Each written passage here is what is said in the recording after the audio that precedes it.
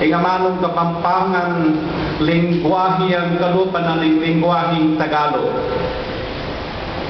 Nanong sabihan kaya pong in English, kapampangan is a language the same as Tagalog. Kanya nung naramdaman nyo po dahil sasabing yung Tagalog, yung lingwahe at yung kapampangan, yung dialekto, metong niya pong kapanglilangan at kalaraman. At sasabihan kong matulid niya nina, yung kapampangan, lingwahe. At yung tamong sariling amano, itamong kapampangan. At yung amanong kapampangan, kingdid mo man, yung malati o makasukla king salitang Tagalog. Ing layo na po niya ang kagatamong Parnaso, yung pasignangan niya, yung amanong siswan, pablasan king makabang panahon, medakura king kayang katuliran. Medakura niya yung matulidayan kaning eskwela.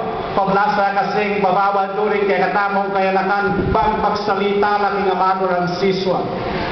Iwari yung kagatamong bansaya din tamong ausandang freedom of speech.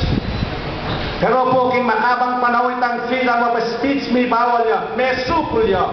Pablasa kasing king kapaniwala na isang diwa, isang wika sa isang bansa. Metong nakapadlil na nga nasukat na nga balo ng mabilog ang kapampangan ay katuliranan ng metong ang kapampangan palampate pong medakurat dekurat na yung matulirayan kanina katamong kayanakan inaking kapanaw na inis sa biyantamo di bait sa yung bayong Parnaso mga kalitas sa biyantamo yung Pampango yung labuat kapampangan niya.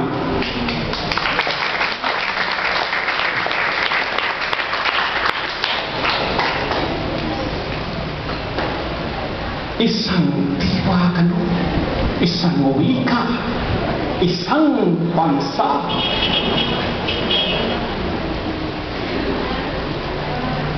Yang programang yan, sasabihan ko po ngayon na talakong katakot-takot magsalita, mali rin ang kang mali.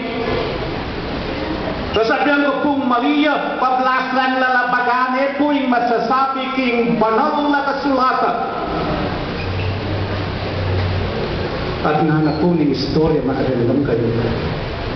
Kanita kanong minuno, metong lamos salita ring tao. At tuling metong lamos salita, apikasundura, kinitalakadre, king metong asyudad, ayaw sa lunang tori ng Babylonia. Iting kapalalwag, agawa na paplasan metong lamo salita.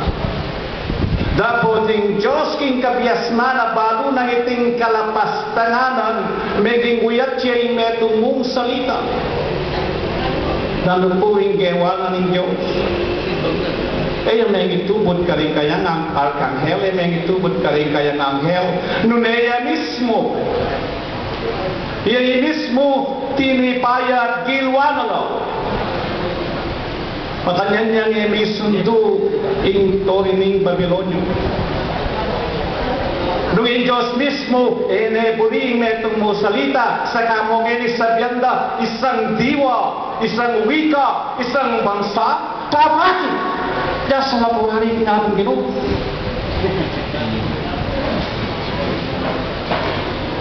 Nga pong gano'n ay puling metong mong salita, nga biniliro kaning dilara ng tao ng miyaya limang salita, punang kay sa biyanda, kung magsalitang kapampangan, magsalita kayo mong Tagalog, uling yan ng salita na ng bansa, yan malire po niyan kang mali, at patutwanan ng kasulatan, ng Diyos, puling metong ya salita, ng bansang Pilipinas.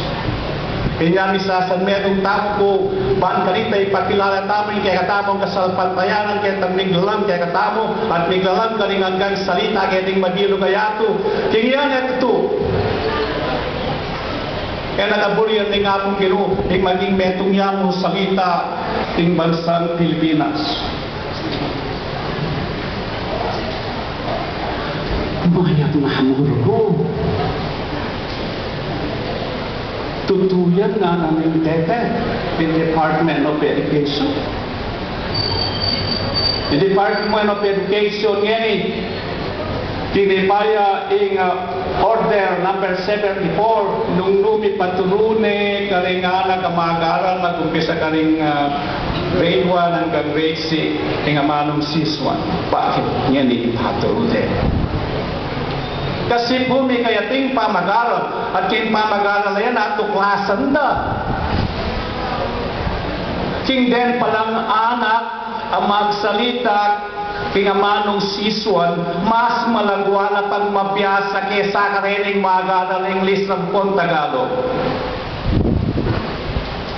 Mayat na mo atuklasan da, king nung ingalat, ituro de kingamanong siswan king eskwela, gamitan da itang salita na, mas malagwa niya pa palang mabiyasa. Palen kong makinanda, piran pong banwo in milabas. At kurak na yung kapampangan niripharap kaya ba? Ini kaya nakan pala mas malagway pang mabiyasa nung gamitan yung sarili nga maano na. Ini kaluguran kong kapampangan panahuna ni bait na imparnaso kapampangan panahuna pangkanita maging masikan tamo masikan niya yung katamong siwala at sabihan tamong ingamanong kapampangan salitayan binyena ng Ginoo ay dapat mapawi ketinyato iti. Ini aking sa salitang Islam dapat tanong pagsabihan din kaya katamong kaya nakanagsabihan tamong pagmaragulye ingamanong kapampangan. Karen po makasabi kong pengaling ini narasasabi